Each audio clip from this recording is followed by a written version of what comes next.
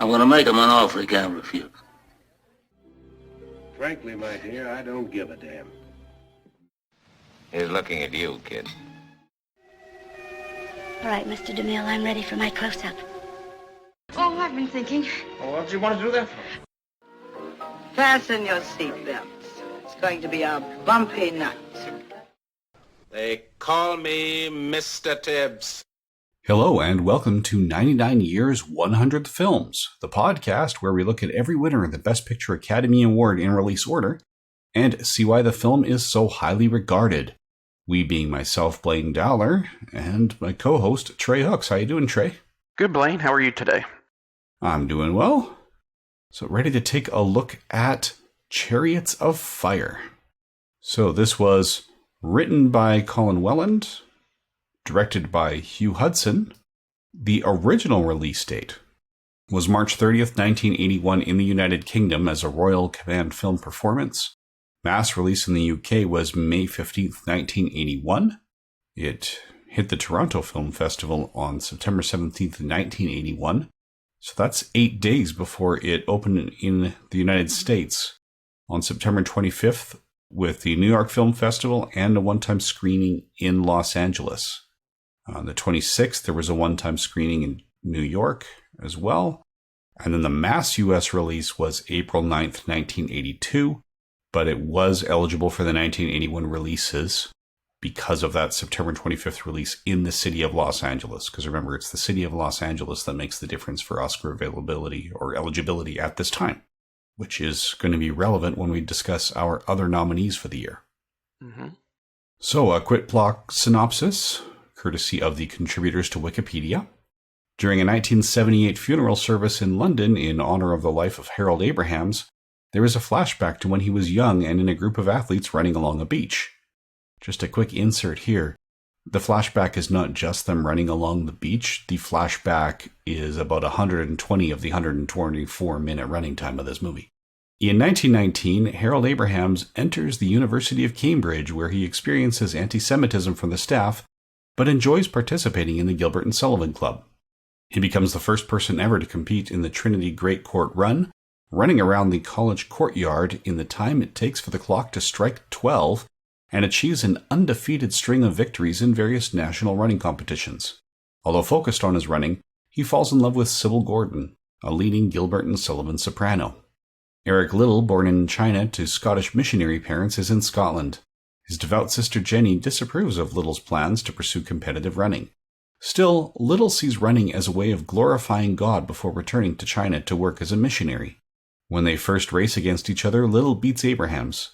Abrahams takes it poorly, but Sam Musabini, a professional trainer he had approached earlier, offers to take him on to improve his technique.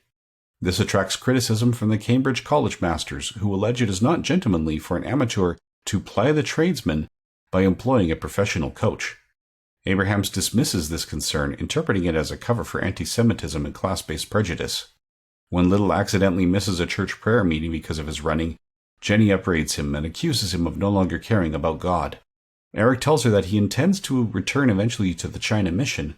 He feels divinely inspired when running, and that not to run would be to dishonor God. After years of training and racing, the two athletes accept to represent Great Britain in the 1924 Olympics in Paris. Also accepted are Abraham's college friends Andrew Lindsay, Aubrey Montague, and Henry Stallard. While boarding the boat to France for the Olympics, Liddell discovers the heats for the 100-meter race will be on a Sunday. Despite intense pressure from the Prince of Wales and the British Olympic Committee, he refuses to run the race because his Christian convictions prevent him from running on the Lord's Day.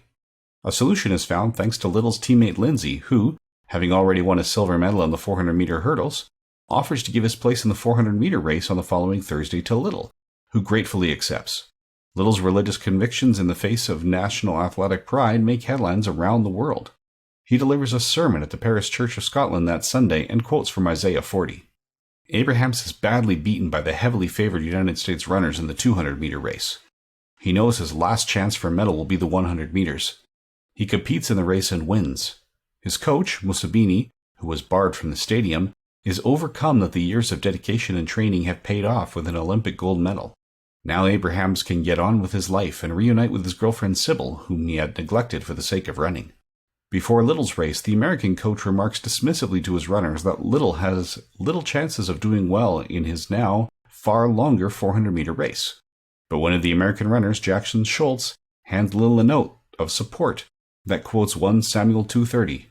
Little defeats the American favorites and wins the gold medal. The British team returns home triumphant. Textual epilogue reveals that Abrahams married Sybil and became the elder statesman of British athletics, while Little went on to do missionary work and was mourned by all of Scotland following his death in Japanese-occupied China. So, what is your previous history with this film?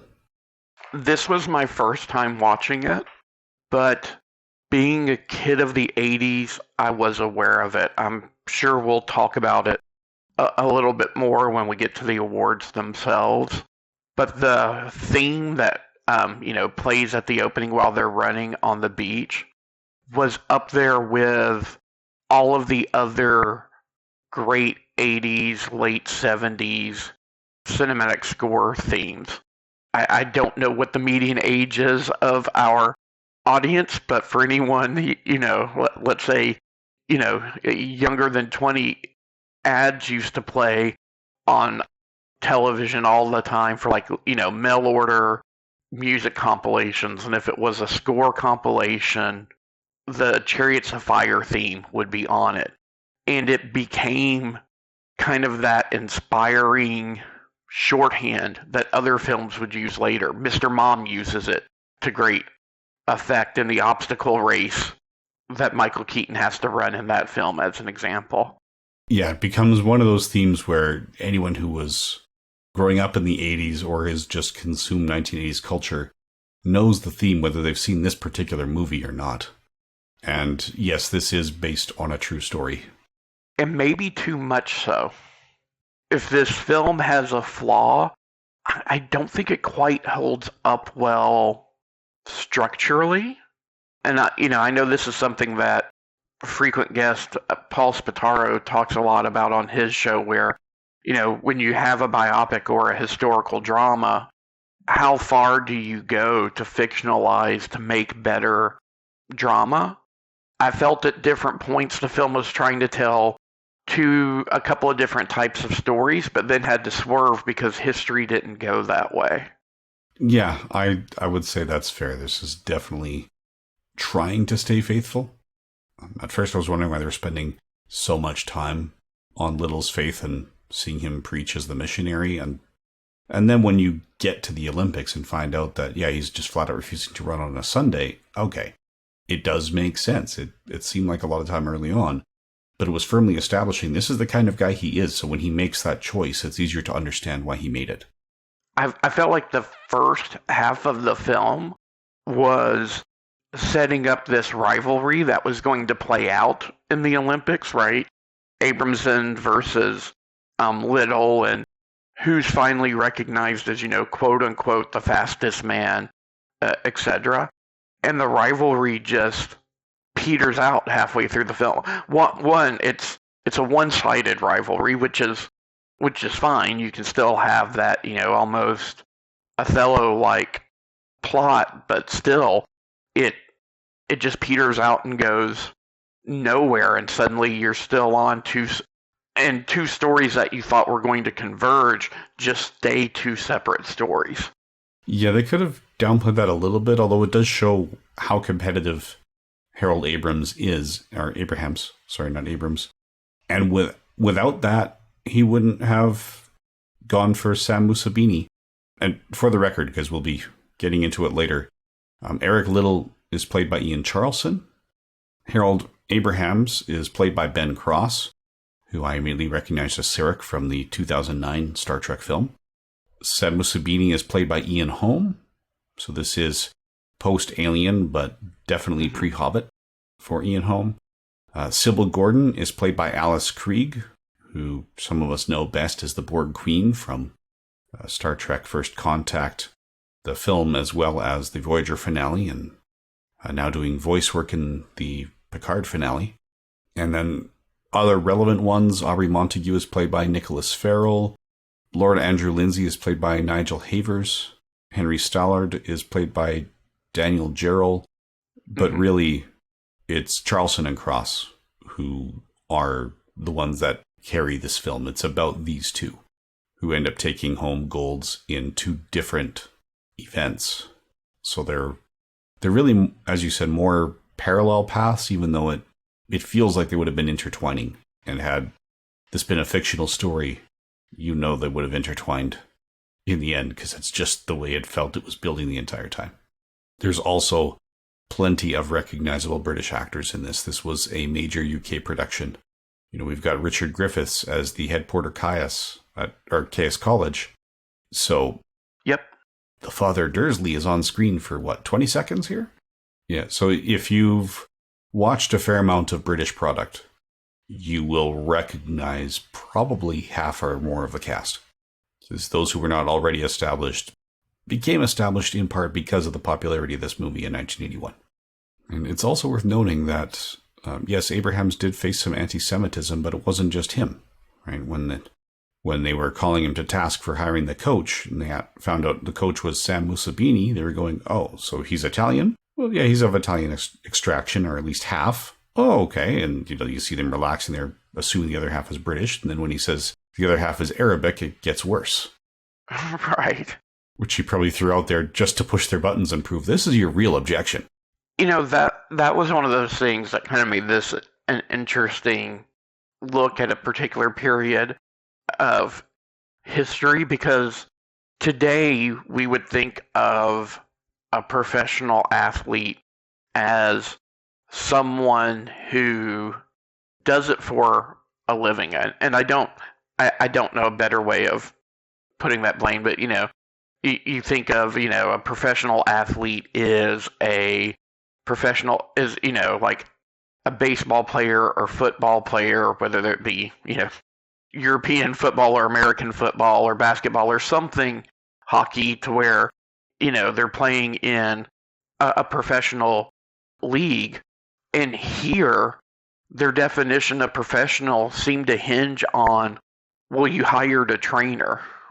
And today, I can't think of, any serious athlete who wouldn't have a trainer.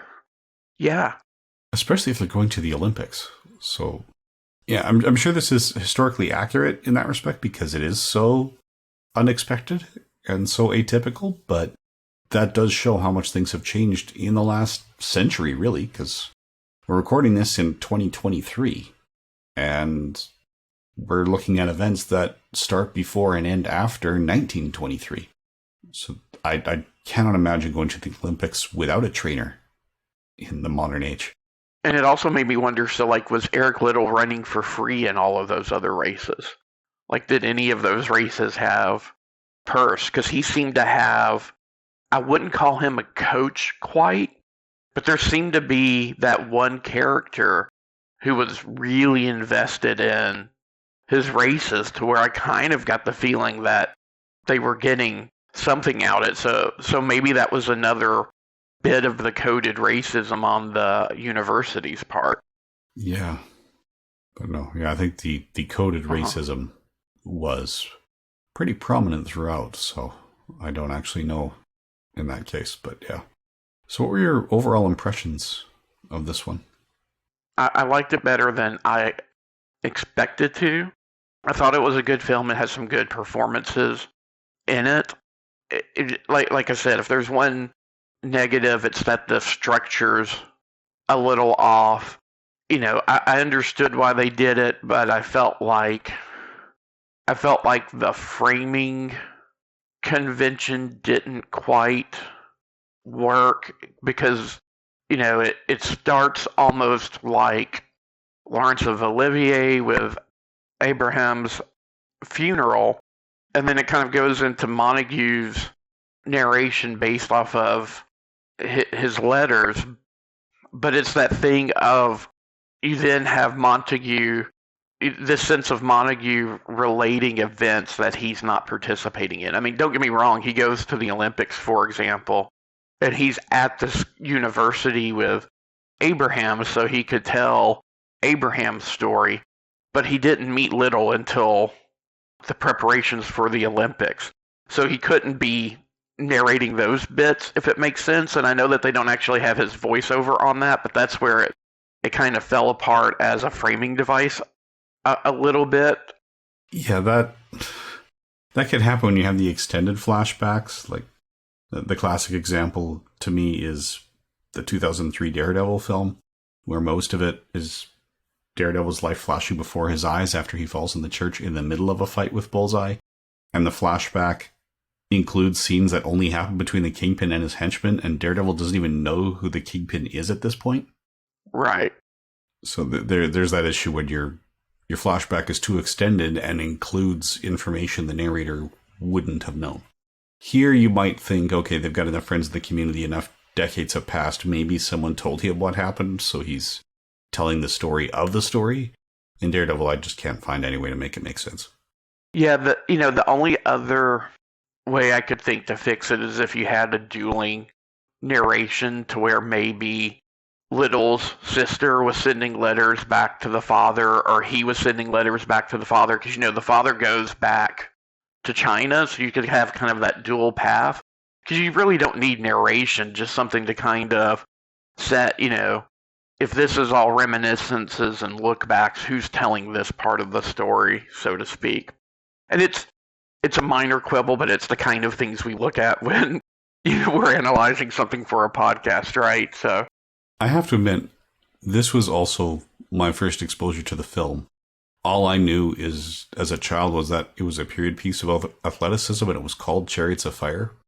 I did not catch the biblical reference in the title, so I spent most of my childhood thinking, this is about the original run of the Olympics in Greece 2,000 years ago, where they would actually have chariots in their races. So that was one thing I've only learned in recent years of watching it. It's like, oh, okay, this is like a 20th century story and not like a Ben-Hur kind of story. I did find one, or I guess a couple of interesting tidbits on it. Blaine, maybe you have seen this as well. Evidently there was and this was the version that we both probably saw, there was an edit made for the US release that was different from the British release. And again, maybe this kind of shows how things haven't changed. This was geared up to get a G rating. So in the British release, following the opening with them running on the sand and the funeral, it starts with Lindsay Montague and Abramson playing cricket, and they cut that scene and replaced it with the scene of Montague and Cross arriving at the train. Is it at the train depot before they go to college? Because they included a couple of World War I veterans who used a couple of what would today be mild obscenities, but it was enough to get them a PG rating, which they wanted, so people didn't think this was a kid's film. Okay. So they purposefully interjected a couple of a couple of swear words in the North American release. And talking about people who would play bigger parts later on, evidently Kenneth Branagh was a gopher on set, and he is an extra in the Cambridge Society Day sequence. And Stephen Fry had an uncredited bit part as one of the Gilbert and Sullivan Club singers. Okay.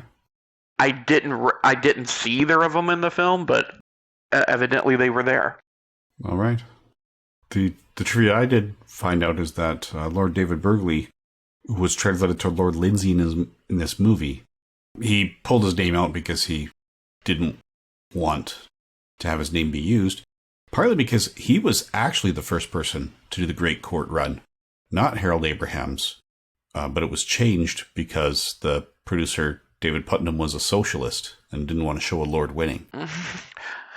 So that was a case where, they were getting the politics in and deliberately changed the history, which, it works because the end of the film comes down to Abrahams and Little. So having it be Abrahams who did it, and I'm pretty sure Lord Lindsay was the one who was running alongside him. So there was actually two people who did it at the same time, Abraham's just won that race. Mm-hmm. It's one of those cases where deviating from the actual history does make the drama a little bit better because it helps shift the focus on those two. I feel if we'd seen Lindsay do it first, that it would have felt like Lindsay was underserved at the end when his main role was, okay, I already got a silver medal in a race that we didn't spend a lot of time watching, so, you could take my spot. When the fact is, the three of them all came home with medals. Right. So any more general thoughts before you move on to the nominees for the year? Nope. All right, so this Academy Awards ceremony took place on March 29th, 1982 in the Dorothy Chandler Pavilion, hosted by Johnny Carson. Now, Best Picture went to Chariots of Fire, beating out Atlantic City, On Golden Pond, Raiders of the Lost Ark, and Reds. It's worth pointing out, when we're doing the historical comparisons, Atlantic City had a mass release in 1980. It was a Canadian film, and our Los Angeles premiere was in 1981, which is why it's eligible in this year. Best Director. This is a year where Best Picture and Best Director were split. Best Director went to Warren Beatty for Reds. So he beat out Louis Malle for Atlantic City, Hugh Hudson for Chariots of Fire, Mark Rydell for On Golden Pond, and Steven Spielberg for Raiders of the Lost Ark. Now, Best Actor went to Henry Fonda for On Golden Pond, beating out Warren Beatty for Reds, Burt Lancaster for Atlantic City, Dudley Moore for Arthur, and Paul Newman for Absence of Malice. Best Actress went to Katharine Hepburn for On Golden Pond, beating out Diane Keaton for Reds, Marsha Mason for Only When I Laugh, Susan Sarandon for Atlantic City, and Meryl Streep for The French Lieutenant's Woman. Best Supporting Actor went to John Gielgud for Arthur. Incidentally, he was also the Master of Trinity in Chariots of Fire. So he beat out James Coco for Only When I Laugh, Ian Holm for Chariots of Fire, Jack Nicholson for Reds, and Howard E. Rollins Jr. for Ragtime. Best Supporting Actress went to Maureen Stapleton for Reds, beating out Melinda Dillon for Absence of Malice, Jane Fonda for On Golden Pond, Joan Hackett for Only When I Laugh, and Elizabeth McGovern for Ragtime. Best Screenplay written directly for the screen. That went to Chariots of Fire and Colin Welland, beating out Absence of Malice, Arthur, Atlantic City, and Reds. Best Screenplay based on material from another medium went to Ernest Thompson for On Golden Pond, adapting his play. They beat out The French Lieutenant's Woman, Pennies from Heaven, Prince of the City, and Ragtime. The Best Foreign Language Film went to Mephisto out of Hungary, beating out The Boat is Full from Switzerland, Man of Iron from Poland, Muddy River from Japan, and The Three Brothers from Italy. Best Documentary Feature went to Genocide by Arnold Schwartzman and Rabbi Marvin Here. That beat out Against Wind and Tide, A Cuban Odyssey, Brooklyn Bridge, 8 Minutes to Midnight, A Portrait of Dr. Helen Caldecott, and El Salvador, Another Vietnam. Best Documentary Short Subject went to Close Harmony by Nigel Noble, beating out America's in Transition, Journey for Survival, See What I Say, and Urge to Build. The Best Live Action Short Film went to Violet, beating out Couples of Robbers and The First Winter. Best Animated Short Film went to Croc by Frederick Bach, beating out The Creation and The Tender Tale of Cinderella Penguin. Best Original Score, Vangelis won for Chariots of Fire, beating out Dragon Slayer, On Golden Pond, Ragtime, and Raiders of the Lost Ark. Best Original Song went to Arthur's Theme, The Best You Can Do, with music by Burt Bacharach, lyrics by Carol Bayer-Sager, Christopher Cross, and Peter Allen. That beat out the title track from Endless Love, beat out The First Time It Happens from The Great Muppet Caper, the title track from For Your Eyes Only, and One More Hour from Ragtime, music and lyrics by Randy Newman, by the way. Best Sound, Raiders of the Lost Ark beat On Golden Pond, Outland, Pennies from Heaven, and Reds. The first ever competitive Best Makeup Award went to An American Werewolf in London and Rick Baker, beating out Heart Beeps and Stan Winston. Stick a pin in those two names, because they're going to come up again. Mm-hmm. Costume design went to Chariots of Fire and Melina Canonero, beating out The French Lieutenant's Woman, Pennies from Heaven, Ragtime, and Reds. Best Art Direction went to Raiders of the Lost Ark. That beat out The French Lieutenant's Woman, Heaven's Gate, Ragtime, and Reds. Best Cinematography, Reds beat out Excalibur, On Golden Pond, Ragtime, and Raiders of the Lost Ark. Best Film Editing went to Michael Kahn for his work in Raiders of the Lost Ark. beating out Chariots of Fire, French Lieutenant's Woman, On Golden Pond, and Reds. And for best visual effects, Raiders of the Lost Ark beat out Dragon Slayer as the only two listed in that competitive category. Honorary awards went to Barbara Stanwyck for superlative creativity and unique contribution to the art of screen acting. The Jean Hersholt Humanitarian Award went to Danny Kaye, and the Irving Jean Thalborg Memorial Award went to Albert R. Broccoli. A Special Achievement Academy Award went to Ben Burt and Richard L. Anderson for sound effects editing in Raiders of the Lost Ark. So the films with multiple nominations, Reds had 12, On Golden Pond had 10, Raiders of the Lost Ark had 9, Ragtime had 8, and Chariots of Fire comes in with 7. Then Atlantic City and the French Lieutenant's Woman are tied with 5. Arthur had 4. Absence of Malice, Only When I Laugh, and Pennies from Heaven had 3 each, and Dragon Slayer had 2. The multiple wins, Raiders took home 5, Chariots of Fire took home 4, On Golden Pond and Reds took 3 each, and Arthur took 2. Okay, Blaine, how many of the Best Picture nominees have you seen? 3, but I saw On Golden Pond in theaters during its first run and don't remember it well enough to judge it, because I would have been 3 or 4. I think the Academy got it wrong this year. Chariots of Fire is a good film. I don't know that I could classify it as a great film.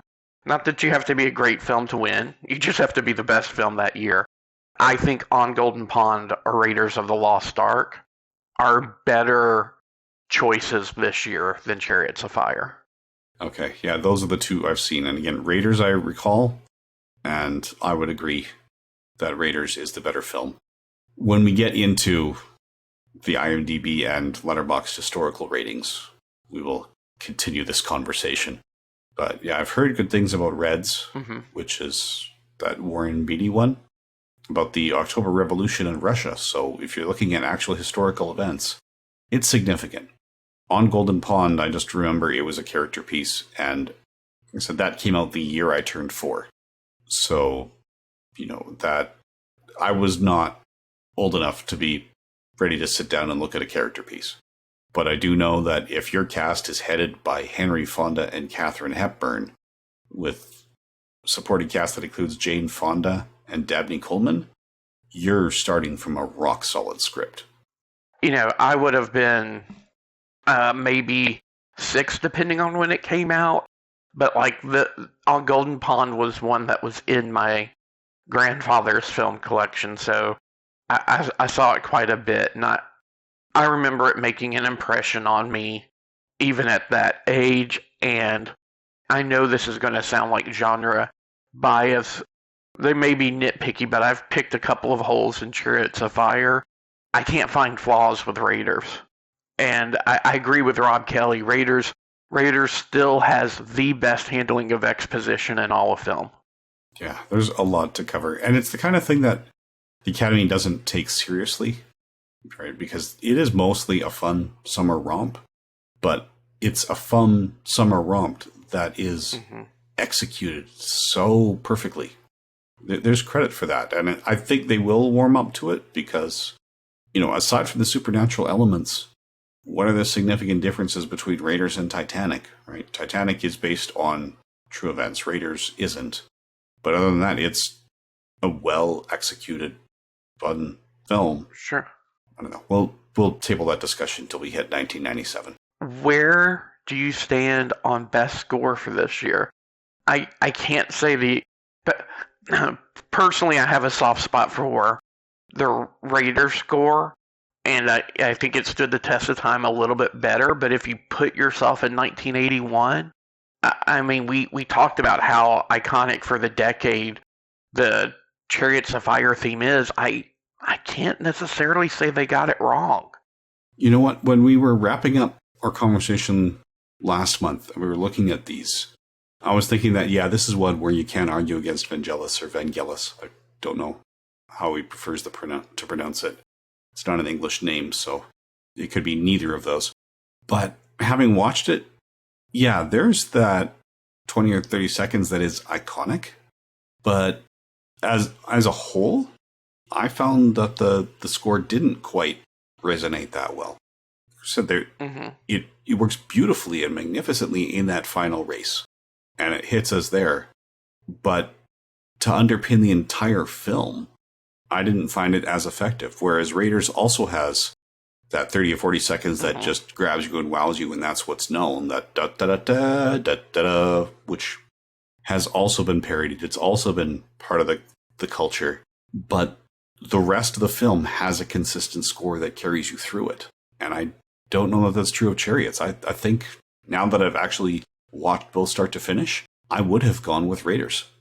On the one hand, it makes it more unique, but I think in terms of standing the test of time, that weird hybrid of synthesized music and real music doesn't work all the way through the film. No, I found it wasn't great for Chariots. I would actually say that Vangelis' crowning achievement is the score to Blade Runner, which is not part of the conversation yet, because, not having been made yet. But there, that synth combination, was innovative, but it not only does that score actually underpin the entire film and work through the entire film, but it's thematically tied to that film, where you're looking at synthetics in general integrating with the world. So if I were to give Vangelis an Oscar for his work in film and pick which of his movies takes it home, it would have been Blade Runner and not Chariots of Fire. Even though Blade Runner never really permeated the pop culture the way Chariots did. Even today, as much as sci-fi fans would hate to admit it, it really still is more of a cult classic. Mm-hmm. So acting awards, again, I don't remember on Golden Pond clearly enough, but Henry Fonda and Katharine Hepburn, they're just looking at who is in Best Actor. I would say Paul Newman is the only one who is consistently turning in performances as good as Henry Fonda's. So I'm not surprised, not going to argue against that. Katharine Hepburn up against Diane Keaton, Marsha Mason, Susan Sarandon, and Meryl Streep. I don't know all of those performances well enough to judge them. I actually don't know any individual performance well enough to judge them. But of those names, I would say Marsha Mason is like, oh, thank God I got the nominee. But if I were Marsha Mason up against the other four, I would not have written an acceptance speech because, you're not going to need it. Not up against them. Supporting actor, I'm fine with Ian Holm getting the nomination. And I believe that's the only nomination for Chariots of Fire. It is for an acting. He was good. And of course, he's up against Jack Nicholson. And it was John Gielgud who took it home. But again, Gielgud is definitely there. Maureen Stapleton. This was all the actors this year. They are somewhat legendary in terms of who won. So I've got no issues with any of the acting awards. Best foreign language film, I've seen The Winner. And that's the only one. And that, we saw it in film studies class, and we had to review it as the first film of the year to review, and most people are trying to find ways to love it, and I didn't love it. And one of the things I came out about was, okay, if you're interested in the subject matter, go ahead and track it down, but find a subtitled version. We saw a dubbed version in class, and was not dubbed effectively. The only thing I was going to call out on the other acting awards playing is Elizabeth McGovern's Rising Fast, because Ordinary People last year was her first film role. So in the following year, to be nominated for what was probably her second or third film, that's pretty impressive. Yeah, this is true. So any other comments on the Oscars before we go to the Golden Globes? Nope. Okay, now keep in mind that the Golden Globes, their eligibility rules are a little bit different.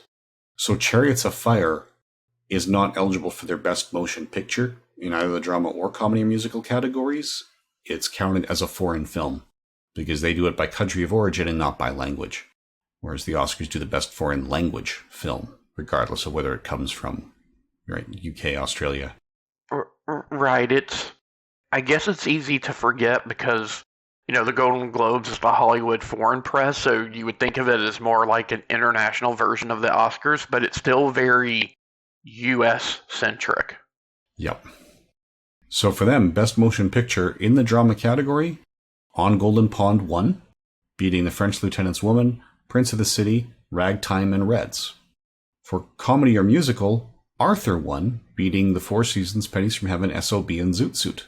So Raiders was not nominated for the Golden Globes. Best Performance in a Motion Picture Drama, Actor went to Henry Fonda for On Golden Bond, beating out Warren Beatty for Reds, Timothy Hutton for Taps, Burt Lancaster for Atlantic City, and Treat Williams for Prince of the City. Timothy Hutton, speaking of people who got their launch with Ordinary People the year prior. Best Actress went to Meryl Streep for The French Lieutenant's Woman, beating out Sally Field for Absence of Malice, Katharine Hepburn for On Golden Pond, Diane Keaton for Reds, and Sissy Spacek for The Raggedy Man. Best Performance in a Motion Picture Comedy or Musical. Actor went to Dudley Moore in Arthur, beating out Alan Alda for The Four Seasons, George Hamilton for Zorro the Gay Blade, Steve Martin for Pennies from Heaven, and Walter Matthau for First Monday in October.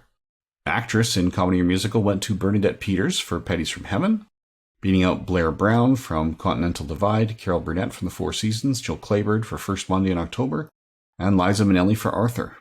Best Supporting Performance in a Motion Picture. So this combines the comedy, drama, and musical categories. John Gielgud won for Arthur. So he had a prolific year. Mm-hmm. He beat out James Coco for Only When I Laugh, Jack Nicholson for Reds, Howard E. Rollins for Ragtime, and Orson Welles for Butterfly. Supporting Actress went to Joan Hackett for Only When I Laugh, beating out Jane Fonda for On Golden Pond, Christy McNichol for Only When I Laugh, Maureen Stapleton for Reds, and Mary Steenburgen for Ragtime. Best Director went to Warren Beatty for Reds, beating out Milos Forman for Ragtime, Cindy Lumet for Prince of the City, Louis Malle for Atlantic City, Mark Rydell for On Golden Pond, and Steven Spielberg for Raiders. Best Screenplay went to On Golden Pond by Ernest Thompson, beating out Absence of Malice, The Four Seasons, French Lieutenant's Woman, and Reds. Best Original Song was Arthur's Theme from Arthur, beating out Endless Love for Your Eyes Only, It's Wrong for Me to Love You from Butterfly, and One More Hour from Ragtime. Best Foreign Film went to Chariots of Fire, beating out Atlantic City, Das Boot, Gallipoli, and I think Piote, Pixote out of Brazil. And New Star of the Year no longer seems to have a gender divide. This went to Pia Zadora, a full 17 years after her film debut in Santa Claus Conquers the Martians. So she got it for her appearance in Butterfly, beating out Elizabeth McGovern for Ragtime, Howard E. Rollins Jr. for Ragtime, Kathleen Turner for Body Heat, Rachel Ward for Sharky's Machine, and Craig Wasson for Four Friends. So I would say Kathleen Turner has probably had the strongest career from that bunch. So the multiple nominated films, Ragtime and Reds had 7 each, On Golden Pond had 6, Arthur had 5, Four Seasons had 4, Atlantic City, Butterfly, French Lieutenant's Woman, Only When I Laugh, and Pennies from Heaven had 3 each, and Absence of Malice, First Monday in October, and Prince of the City had 2 each. Arthur won 4, and On Golden Pond won 3. Those were the only 2 multiple award winners. So before we skim through their TV, did you have any comments on their movie reviews? No, Best Supporting Actor was almost identical to the Oscars, except swap out Ian Holm with Orson Welles. Nothing that really wouldn't apply with what we said to the Oscars. It's a little too identical this year. Okay. Right, so with their TV awards, the Best Drama went to Hill Street Blues, beating Dallas Dynasty, Heart to Heart, and Lou Grant. Best Musical or Comedy, MASH beat out Barbara Mandrell and the Mandrell Sisters, The Love Boat, Private Benjamin, and Taxi. Best Performance in a Television Series Drama, the actor went to Daniel J. Travanti for Hill Street Blues, as Captain Francis Frank Farillo, beating out Edward Asner for Lou Grant, John Forsythe for Dynasty, Larry Hagman for Dallas, and Tom Selleck for Magnum P.I. Actress was a tie between Barbara Bel Geddes for Dallas and Linda Evans for Dynasty, beating out Joan Collins for Dynasty, Morgan Fairchild for Flamingo Road, Linda Gray for Dallas, and Stephanie Powers for Heart to Heart. Best Performance in a Television Series, Musical or Comedy, actor went to Alan Alda for MASH, beating out James Garner for Maverick, Judd Hirsch for Taxi, Gavin MacLeod for The Love Boat, and Tony Randall for Love, Sydney. Best Actress went to Eileen Brennan for Private Benjamin, beating out Lonnie Anderson for WKRP in Cincinnati, Bonnie Franklin for One Day at a Time, Barbara Mandrell for Barbara Mandrell and the Mandrell Sisters, and Loretta Swit for MASH. Now, for Best Performance in a Miniseries or Television Film, actor went to Mickey Rooney as the title character is Bill, beating out Dirk Bogarde for the Patricia Neal story, Timothy Hutton for A Long Way Home, Danny Kaye for Skokie, Peter O'Toole for Masada, Ray Sharkey for The Ordeal of Bill Carney, and Peter Strauss for Masada. Actress went to Jane Seymour for East of Eden, beating out Ellen Burstyn for The People vs. Gene Harris, Glenda Jackson for The Patricia Neal Story, Jacqueline Smith for The Jacqueline Bouvier Kennedy, and Joanne Woodward for Crisis at Central High. Best Supporting Performance in a Series, Miniseries, or Television Film. Supporting Actor went to John Hillerman for Magnum P.I., beating out Danny DeVito for Taxi, Pat Harrington for One Day at a Time, Vic Tayback for Alice, and Hervé Villechaize for Fantasy Island. Supporting Actress went to Valerie Bertinelli for One Day at a Time, beating out Danielle Brisebois for Archie Bunker's Place, Beth Howland for Alice, Marilu Henner for Taxi, and Lauren Hughes for The Love Boat. Best Miniseries or Television Film was a tie between Bill and East of Eden, beating out Masada, A Long Way Home, and Murder in Texas. So for multiple nominations, Dallas Dynasty and Taxi got 4 each. Love Boat, Masada, MASH, One Day at a Time got 3 each. And 2 nominations each went to Alice, Barbara Mandrell and the Mandrell Sisters, Bill, East of Eden, Heart to Heart, Hill Street Blues, A Long Way Home, Lou Grant, Magnum P.I., Patricia Neal Story, and Private Benjamin. Multiple wins, there was only 2 each for Bill, Hill Street Blues, and MASH. And Miss Golden Globe, who actually handed out the awards and helped people off the stage, was Laura Dern, daughter of Bruce Dern and Diane Ladd, although most people these days would probably know her better than her parents, thanks to Jurassic Park.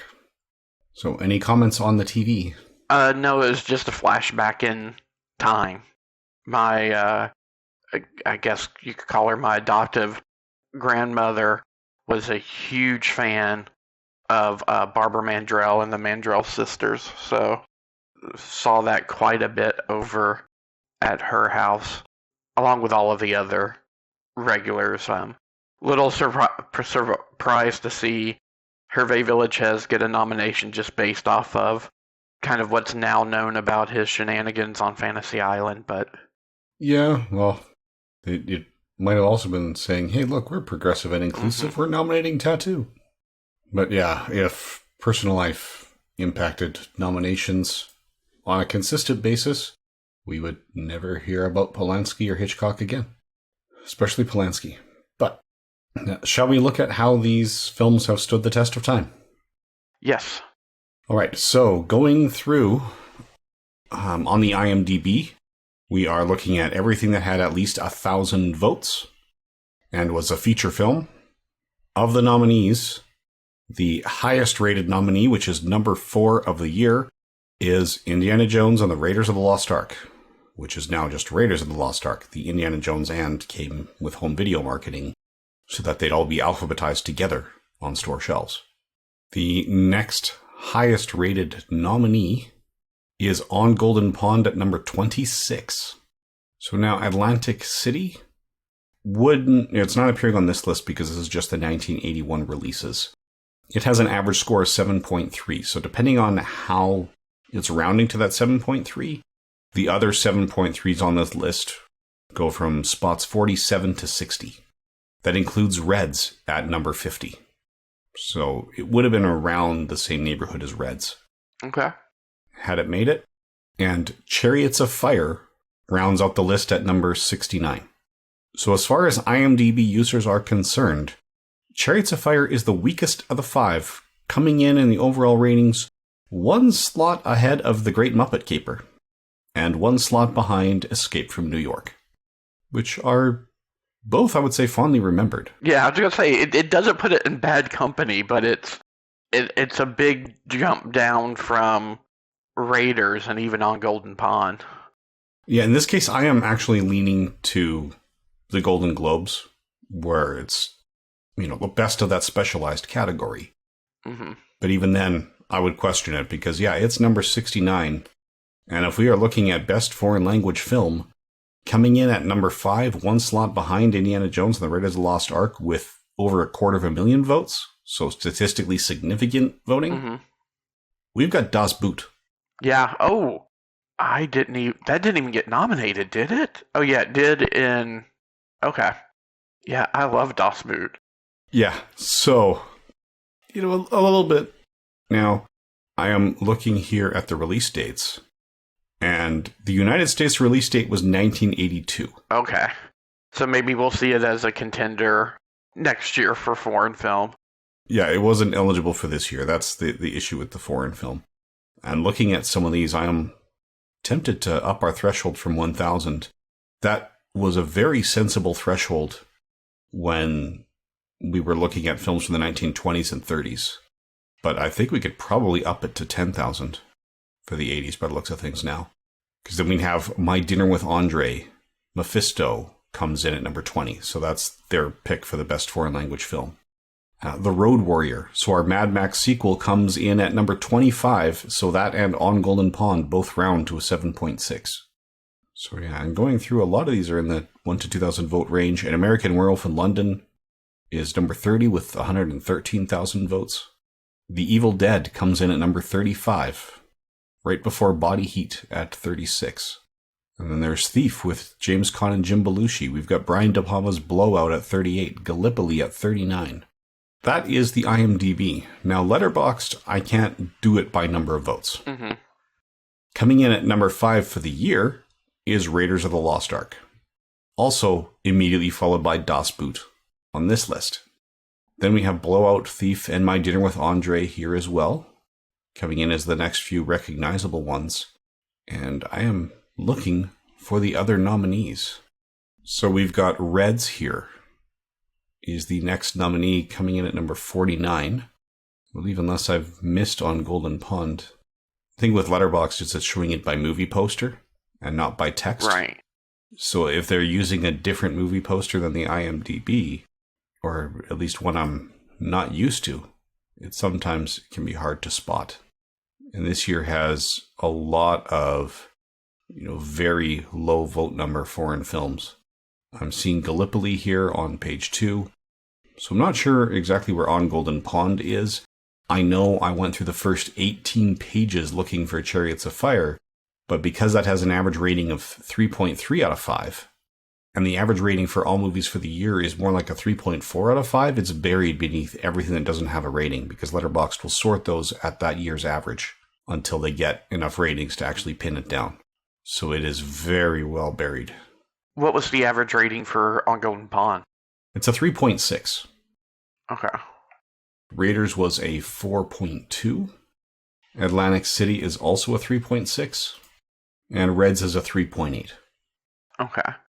So, regardless of where it is at the list, 4 out of the 5 nominees ranked higher than what you're seeing as the median, and Chariots came just below the median. Yeah, it sounds like both websites agree Raiders is the best of them. There's some debate about whether it's Reds or On Golden Pond coming in next, possibly Atlantic City on Letterboxd. But yeah, they're all saying Chariots is the weakest of the 5. And that could be it. I mean, Chariots is a good movie. It's just not Best Picture good, I don't think. Mm-mm. Again, not with the competition that it had. Yeah, there are years where I might have said, sure, you can give it Best Picture for this year.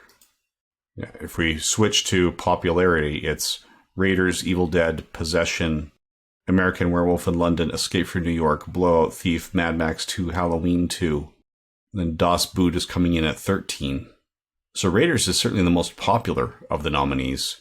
And then for popularity, Chariots of Fire is next out of the nominated films, followed by Reds. On Golden Pond comes in for popularity just above Porky's, which has an average rating of 2.66 and would be very, very buried. But this might be able, if we got the popularity, so On Golden Pond, when you hover over it, it gives it to you to the hundredths place instead of the tenths. So On Golden Pond is a 3.60. Raiders is 4.16. Chariots of Fire is a 3.27. Reds is a 3.80. Arthur's here is a 3.33. Yeah, it's not showing me Atlantic City because that's a different year. But that's a 3.63. So it's actually putting Atlantic City just above On Golden Pond. Okay. So the Letterboxd voters have not been as kind to On Golden Pond as the IMDb voters have been. But yeah, while Chariots of Fire is getting perfectly respectable ratings on both websites, it's not coming out top of the nominated pile.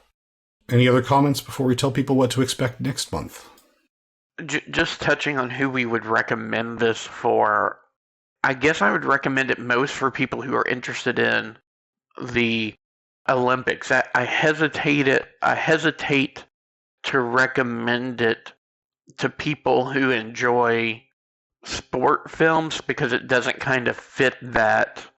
It really doesn't kind of fit what you think of the stereotypical sports film. Maybe it's, the nature of it covering running. Similarly, I won't deny that ice skating is a sport, but I don't really consider Cutting Edge or Ice Castle sports films either.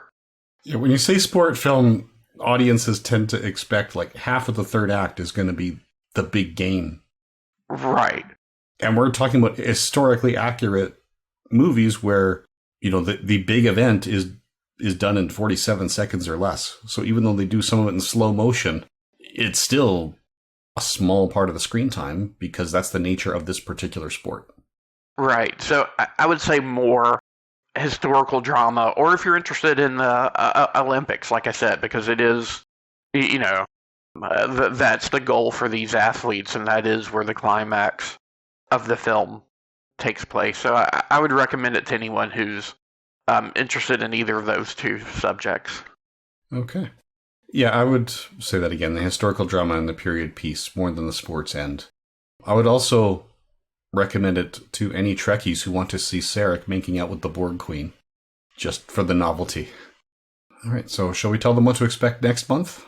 Yes. Next month, we take a look at the life of Mahatma Gandhi in the film Gandhi, directed by Richard Attenborough and starring Ben Kingsley. Okay. Yes, and that beat out E.T. the Extraterrestrial, Missing, Tootsie, and The Verdict. We will probably continue the conversation we started this month about Das Boot.